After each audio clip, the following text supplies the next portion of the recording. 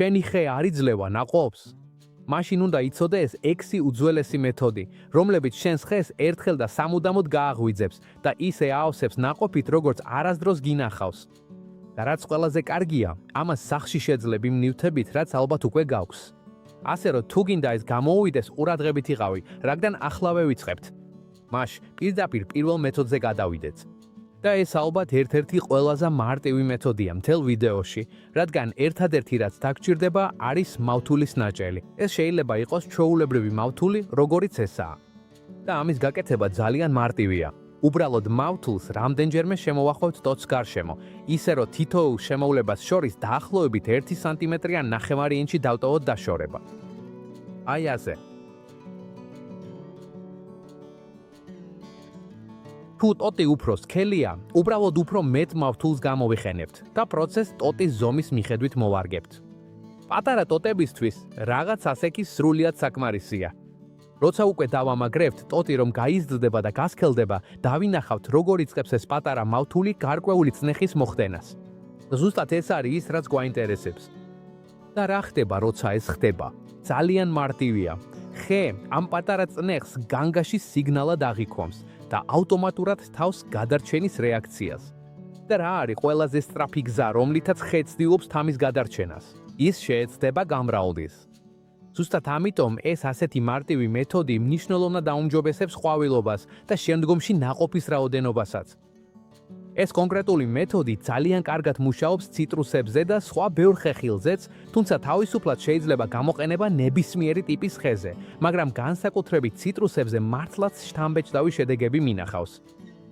გახსოვდეს, ჩვენი მიზანი არ არის ტოტის დახრჩობა, უბრალოდ ხეს პატარა გაფრთხილება მივცეთ. მაგრამ ახლა მეთოდი, რომელსაც შემდეგ გაჩვენებთ, კიდევ უფრო საინტერესოა, ასე რომ დააკვირდი როგორ ვაკეთებ ამას. ეს ალბათ ერთ-ერთი ყველაზე ცნობილი და ეფექტური მეთოდია მთელ ვიდეოში. ეს არის რგოლის გაკეთება, მაგრამ ფრთხილად, რადგან აქ სწორად უნდა გაკეთდეს. ეს მეთოდი ყოველთვის ტოტებზე ტარდება და არასდროს პირდაპირ ღეროზე. შეიძლება გაკეთდეს ერთ ტოტზე ან რამდენიმე ტოტზე, ხის ზომის მიხედვით. ამის გაკეთება ძალიან მარტივია. ერთადერთი რაც უნდა გავაკეთოთ, არის 2 პატარა წრიული ჭრილის გაკეთება ტოტის გარშემო.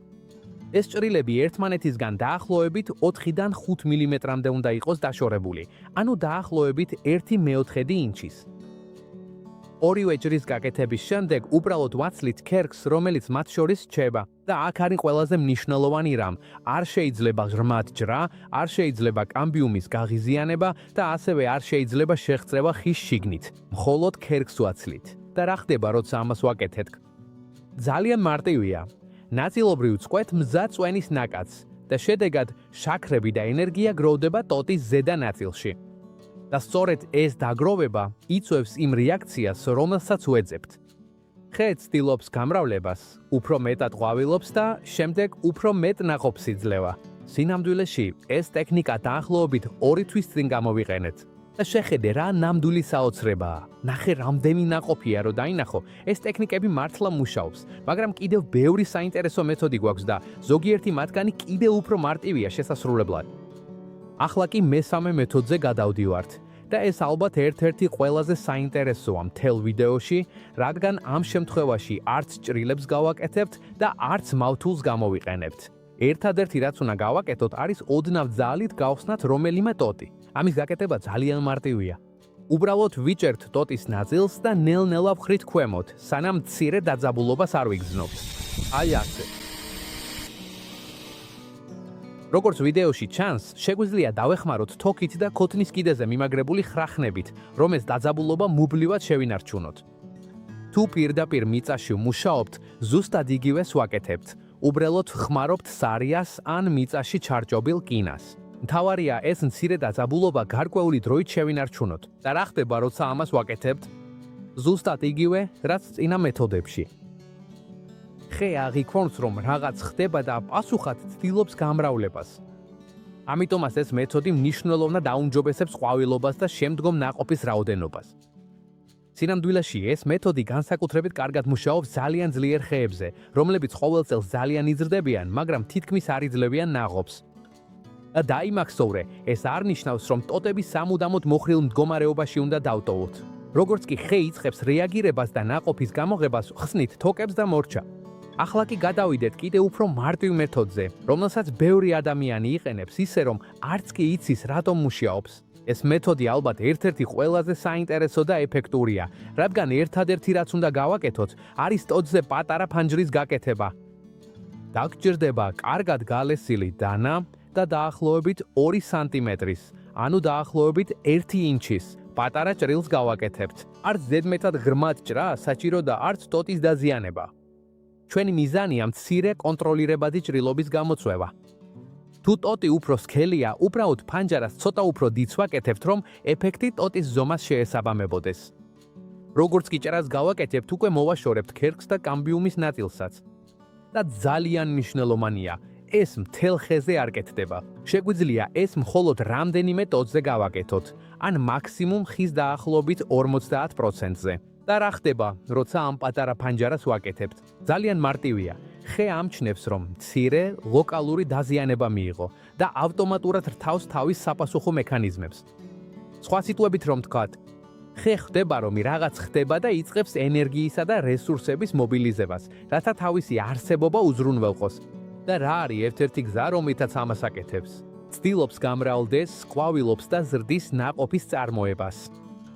ახლა კი, როგორც კი ფანჯარას გავაკეთებთ, შეგვიძლია ცოტაოდენი ალოე ვერა დავადოთ ჭრილობაზე. მიუხედავად იმისა, რომ ეს სავალდებულო არ არის, ძალიან რეკომენდებულია, რადგან ეხმარება ზონის დაცვას, დატენიანებას და მნიშვნელოვნად ამცირებს ინფექციების რისკს. მაგრამ თუ ეს საინტერესო მოგეჩვენა, მოიცადე, რადგან შემდეგი მეთოდი კიდევ უფრო გასაოცარია და როცა წინა მეთოდებთან ერთად გამოიყენება, შედეგები მართლაც შთამბეჭდავი შეიძლება იყოს. ახლა კი გადავიდეთ შემდეგ მეთოდზე. და ეს ალბათ ერთ-ერთი ყველაზე საინტერესოა მთელ ვიდეოში, რადგან ამ შემთხვევაში გამოვიყენებთ ისეთ მარტივ რამეს, როგორიცაა ხრახნი ან ლურსმანი. მიუხედავად იმისა, რომ შეიძლება უცნაურად მოგეჩვენოს, გარწმუნებ ეს ერთ-ერთი ყველაზე ეფექტური მეთოდია, როცა ხე სრულიად გაჩერებულია და არ უნდა გამოიღოს ნაყოფი.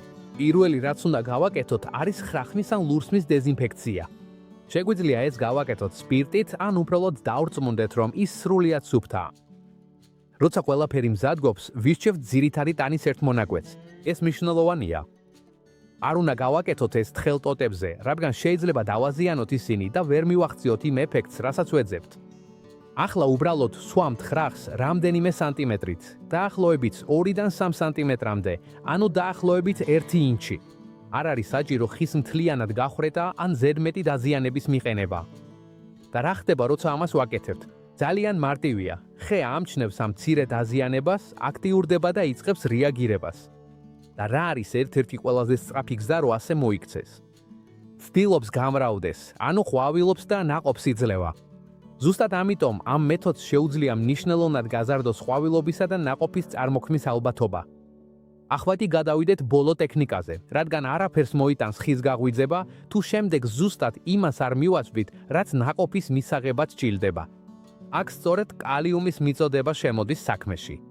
ის იქნება პასუხისმგებელი იმაზე, რომ ყველაფერი, რაც აქამდე გავაკეთეთ, რეალურ ნაყოფად გადაიქცეს. ქოთნის ხისთვის დაგჭირდება 1 ლიტრი წყალი, ანუ დაახლოებით 1/4 გალონი. შემდეგ ვამატებთ 1 სუფრისკოვს ფერფლს, 1 სუფრისკოვს დაფქულ დარიჩინს და ბოლოს 1 სუფრისკოვს შაქრის ლერწმის მელას. როცა ყველაფერი შიგნით გვაქვს, უბრალოდ კარგად ვურევთ, სანამ სრულად არ შეერწმება და ამ ნაზდავით ვრწყავთ. ამას დაახლოებით თვეში ერთხელ შეგიძლია გამოიყენო. თუ ხე პირდაპირ მიწაშია დარგული, უბრალოდ რაოდენობებს 4-ჯერ ვზრდით. და სწორედ აქ იწყებს ყველაფერი შედეგის მოტანას. ხის გაღვიძების წინა 5 ტექნიკის შემდეგ ეს დამატება მისცემს მას კალიუმს და საჭირო საკვებ ნივთიერებებს, რომ ნაყოფი შეინარჩუნოს და ნამდვილად გამოიღოს. ხშირად პრობლემა ის კი არ არის, რომ ხე არ ყვავის, არამედ ის, რომ შემდეგ ვერ ახერხებს ამ ყვავილობის შენარჩუნებას და ნაყოფი ბოლოს ცვივა.